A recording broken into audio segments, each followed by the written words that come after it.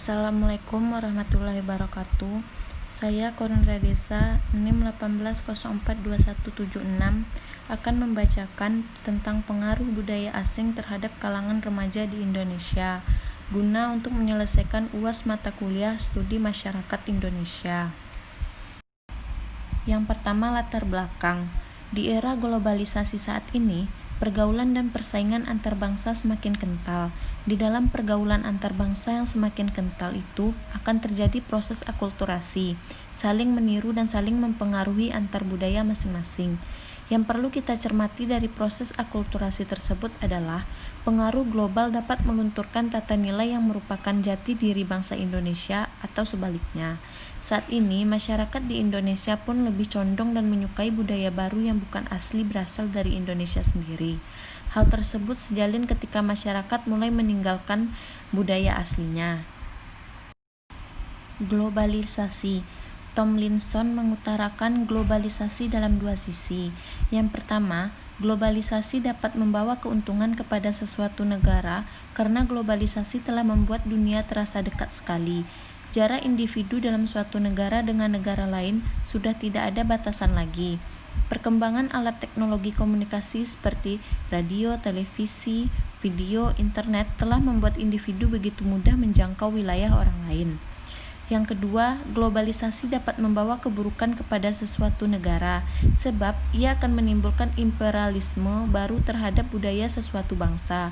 Pandangan yang kedua ini lebih melihat kepada implikasi globalisasi terhadap kehidupan dan kebudayaan suatu bangsa. Selanjutnya yaitu pengaruh globalisasi.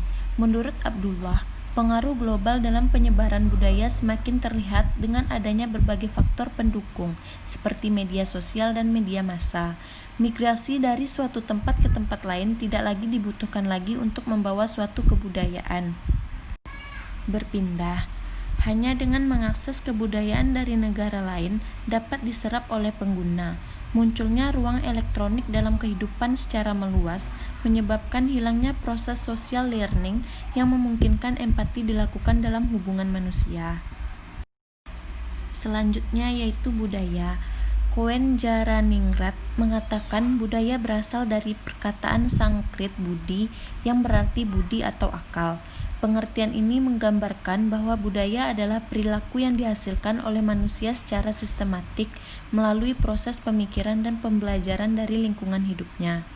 Menurut Milner Dambrowitz, budaya sebagai suatu keseluruhan sistem yang kompleks, mengandung ilmu pengetahuan, kepercayaan, kesenian, kesusilaan, undang-undang, adat istiadat, serta kebiasaan yang diperoleh manusia sebagai anggota masyarakat.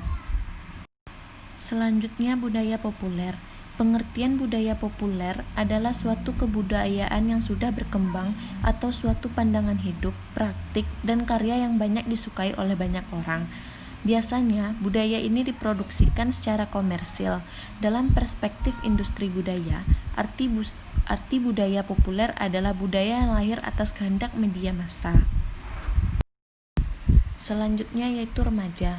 Salah satu karakter khas di kalangan remaja adalah perilaku identifikasi atau peniruan penyeragaman.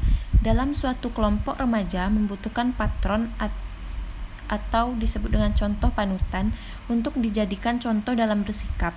Masa remaja penuh dengan gejolak, penuh dengan pengenalan, petualangan akan hal-hal baru dan masa pencarian jati diri. Selanjutnya, Korean Wave atau budaya populer merupakan bentuk budaya populer yang belakangan ini menjadi fenomena di berbagai negara termasuk Indonesia.